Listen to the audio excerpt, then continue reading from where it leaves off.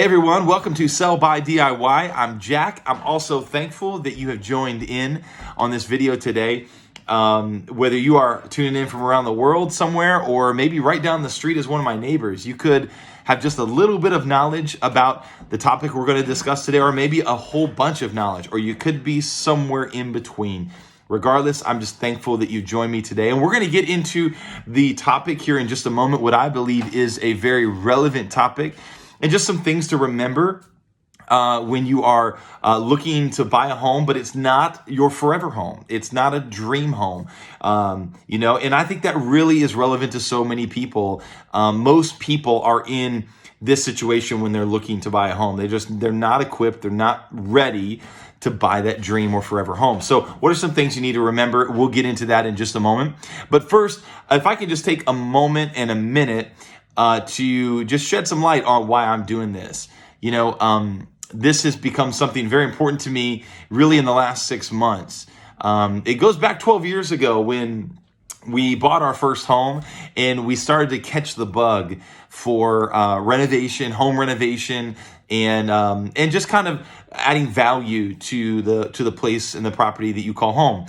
We've done it for 3 different houses, and we've bought and sold a number of them. And we've learned a lot throughout the years, and also throughout those years, we have served in various roles in full-time ministry, really serving people and helping people.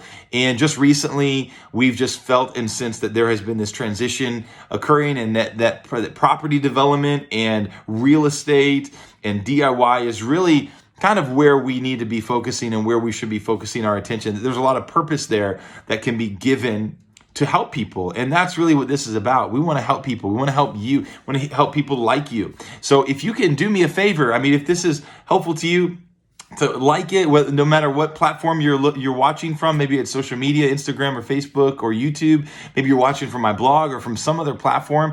If you can like, share, comment, subscribe, all those things, it just helps me to help you. Pull a little Jerry Maguire there. Helps me to help you and everyone else like you with the content that I share. And it also just helps me to know what I'm sharing is good or not. I want to be able to put good quality content out there. So I would appreciate any support you can give me in that area, and I'm thankful for that. Okay, let's get into the topic today. We're going to be talking about some things to remember when you are not buying your dream home. Now, how many of you would say that either you're in a home right now or you have been in a home before that you're confident you can say it wasn't my dream home or my forever home? Or maybe, raise your hand, or maybe you're looking to buy a home and you're realistic with yourself and just saying, hey, I'm just not prepared or equipped right now to get that dream home. It's just not, what I'm just not prepared. I'm not there yet. In America, the American dream is you want to have a lot of money, you want to have all the cars, you want to have a nice house, you want to have all those things, and those are all good things if you can afford them, if that is realistic. But in most cases, for people, the next home that they're looking to buy is just not that forever home. It's not that dream home. So the question really is, well, what should I be thinking about whenever I'm looking to buy a home that I know is not going to be like 100%? The rule is that every home is about 80%. You're not going to find that home, and again, unless you're looking for that forever home or that dream home. The home that you get is more than likely going to be 80% for you. That means that you're going to like 80% of it, and there maybe is about 20% that just doesn't fit you. And that's okay. If you can find a home that's 80%, then you're doing pretty good. So we're going to talk about this, and I'm going to share a few things. And by the way, I'll just say this too, right in the beginning. There are way more than 3 things to remember. I'm only going to share 3 that I think are important. But there are many other things, and I would absolutely be glad to have any conversation with you. If you want to shoot me a comment or an email or share any discussion with me, I'd be glad to have that discussion with you. Okay, so 3 things to remember when you are not buying your dream home. Number 1, no turnkey is allowed. No turnkey is allowed. All right, so what does that mean? It means that you need to be looking for a little bit of a fixer. A turnkey, well, let's start this way. What's a turnkey? A turnkey is a place, it's a home that you buy or that you are looking for, that you can just turn the front key on the key on the front door, open it up, and everything's done for you. You really don't have to put any work into it. It is a turnkey. You just turn the key, open it up, and you start living there. That's what a turnkey is. Now, here's the problem with a turnkey. While you're right, you don't have to put any work into it, and it's a lot easier on you. You're also getting it most of the time at max value. That means that you're really not going to be able to add more value unless you do some kind of a major addition, like you add on to the house, a whole new wing of the house, or maybe you somehow find a way to add a fourth bedroom or a third bathroom or whatever. Those are the kind of additions that you might be able to make, that would definitely help with the value and adding value to your turnkey. But outside of that, you're really not going to be able to do a whole lot that's going to add tremendous value and equity into your home. So that's why buying a turnkey is just not all that smart. You're buying at max value. If you buy a house that maybe is less than turnkey and it's a little bit of a fixer. Now, I'm not trying to scare you and say, go watch the show Hoarders and buy a house like that. Not saying that. What I'm saying is that, you want to find a house that you can add value to, because when you add value to it, then your equity will grow and it will be an investment for you. That's really the key word, is investment. This is by far, in just about every situation and circumstance for people, this is the biggest financial investment that you'll ever make. I remember when my wife and I bought our first house, we bought it for $82,000. I know it doesn't seem like a lot of money in real estate terms, but for us at that time, that was a lot of money. And I remember I didn't know much about real estate at all. The only thing I guess I knew was that if I got a mortgage, it would be cheaper on a monthly basis than paying rent, which is an added benefit. But that was really about all I knew. So I remember signing on that line thinking like, wow, I owe somebody $82,000. Like, that is a lot of money for me. It's a huge investment, and for you and for anyone else, buying a home is the biggest investment. You want it to make money for you. You don't want to lose money on a home investment property, because if you lose money, you're not doing it right. Property value should be increasing. So the investment factor is really why you don't want to buy a turnkey. You want to add equity over time. And a turnkey will be much more difficult to do that than a bit of a fixer-upper. Again, I don't want to scare you. I'm not saying that you have to, go buy the worst house. But something that you can put some work into, maybe get some advice from some professionals, some people out there that know what to look for, and they can, give you some realistic numbers, on, what it would cost to fix some of the things in the house that would add some of that value back into it and increase your equity. So number one, don't look for a turnkey. Please don't look for a turnkey if you're not looking for your dream home. Okay, number two is your vision for the home. You need to have vision. Like you walk in, you've got to be able to start envisioning changes, because the change is what's going to lead to the increase of value. You're going to have to change it. So what are some of those changes you're going to make? And I understand that some people are more visionaries than others. I, for one, am a strong visionary.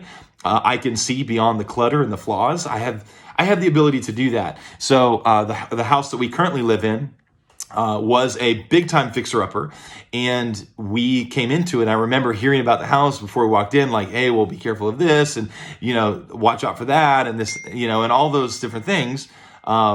We were, sorry, I'm getting text messages at this time too. So if you hear the ding, that's what that is.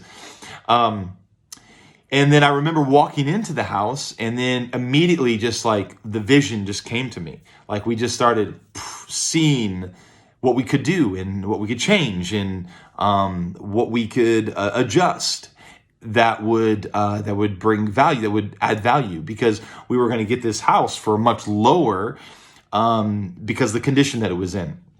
So that was kind of our that's our thing, vision. We are visionaries, but you might not be like that. If you're not, then I would suggest you need to get some people on your team and in your corner and around you that are able to see a little vision, because when you walk into a house that's maybe not a turnkey, you're going to need to have a little vision as to what you can do realistically to change it up, to add some value, to increase the property in equity and everything. So you're going to need some vision. That's really, really important. Don't be scared of the clutter. Don't be scared of the cobwebs. Don't be scared of those things. And when I say vision as well, I'm also not even really, talking about like major things. And if you have the ability to do those major things, then that's one thing. But if you don't, you need to be able to see like past paint color and, past kitchen appliances and past backsplash tile and past toilets and things like that. Those are easy changes, and they're not all that, they don't cost that much money, but they can give a much fresher and a stronger appearance of your house, which would attract a buyer down the road if you ever wanted to sell it. So those are things among a bunch of other things that if we had time, I'd be glad to have that conversation with you and what you could do to increase value. But the point is, you need to have some vision. And when you walk into a house that's not turnkey, that's really, really critical. Number 3 and last is, when you get to work, so you buy the house, you have some vision, you start to get to work. Number 3 is you need to know what your ceiling is. And you also need to know that you can shatter through that ceiling. All right. Now, when I say ceiling, I'm not really talking about the actual ceiling in the house. Don't shatter through the ceiling in the house unless you really know what you're doing. But the proverbial ceiling that is on your ability and your skill and your experience, you need to know what you can and can't do. That's really important, because if you think you can do a whole bunch of things and you walk into the money pit, then you're in a lot of trouble, and you can't really do a lot of things very well, and you're in a lot of trouble. That money pit's going to be it's going to be very expensive, and worst case scenario, you get yourself into a situation that could harm you or those that you love in your home. So, or even neighbors, God forbid. So, you've got to know what you're good at, what you can do, and what you can't do. Once you can identify what you can do, you say, I can paint, I can remove drywall. I can, what else? I can, trying to think of some other things off the top of my head. I can take tile off the back of the kitchen wall, the backsplash. I can do some of those things, but man, putting on drywall, I've never done that before. Putting on, backsplash, I've never done that before. Taking up flooring, putting new hardwood floor in, I've never done that before. Okay. That's fine. You got to know what you can and what you can't do. And whatever you can do, you do it. What you can't do, you hire someone to come in and do it for you. Now, here's the key. When they do it for you, don't just go away while they're doing it. Stay around, watch them, ask questions. They're not gonna bite you if you ask some questions as to how this is done and what, and when you ask questions, and then maybe next time you could do that yourself, save some money. That's what I've done. I've watched some YouTube videos for sure. I've learned some things there. I've learned some things from some other people, but really, I've actually learned most of the things that I have now, the knowledge I have now, from hiring people, staying around, watching them do what they do, and then taking baby steps to shatter the ceiling that's over me of my experience and my talent.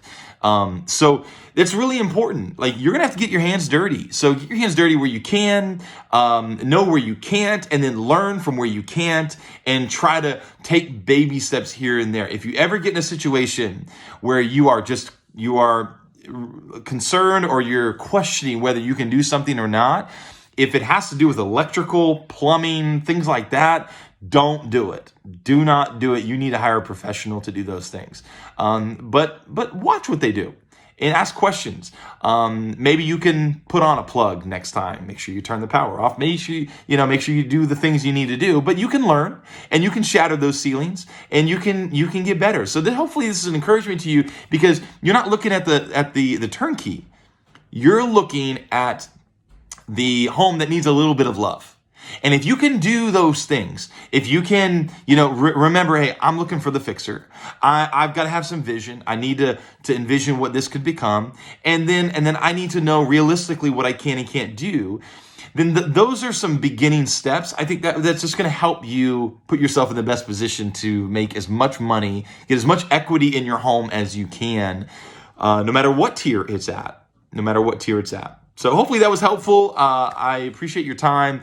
If you have any questions, if I can ever help you, if you're wanting to buy or sell a home, I am a licensed real estate agent, so I am able to help you there.